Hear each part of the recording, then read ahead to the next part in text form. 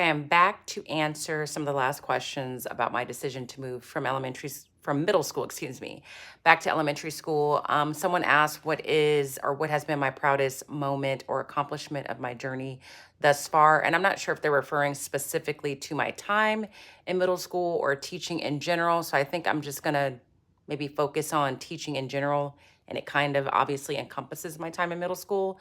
So I think there's a couple of things that I'm proud of. So number one, I'm proud of the fact that um, when I have felt like there's a need for me to change or move or go to a new environment, I've done that more than once with really no fear, just optimism and faith in myself. And I feel like every time I've done that, made that change, I've been successful. So when I left the first school I was at with the district I'm currently in to go open up a new school, I found success in certain ways. When I decided that that school was no longer a good fit for me and I wanted to try middle school, I found success in that transition and success while I was there. Even with this last year, like one of the questions I saw was what I consider last year part of my success or what I consider last year a successful year.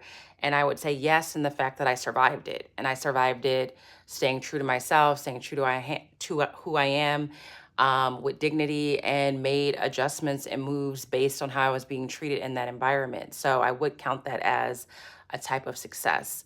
In addition, I'm proud of the fact that the middle school I left things there that didn't exist when I got there through leadership. But I had started a couple of programs through my leadership class that I think had a positive impact on the school's culture. I hopefully started a couple of things that they will use as traditions. We'll see. But I know it wasn't there when I got there.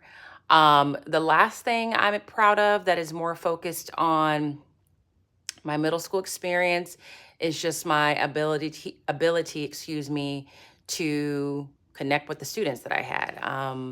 I've gotten a couple questions from kids that I no longer teach that they want me to proclaim that their class was my favorite or that they were my favorites. And I will admit, you guys, there are some classes that are my favorites. I think you know who you are. And they were really just favorites, just with the dynamic of the class, the personalities, and all of that. So, yeah, I really enjoyed making connections with middle schoolers, eighth graders, and just having fun along the way. And I'm also proud of how I adjusted how I teach history. So, those are my proudest moments. Yes, I feel like last year was a success. And that's all I have time for. I'm going to try and do one more.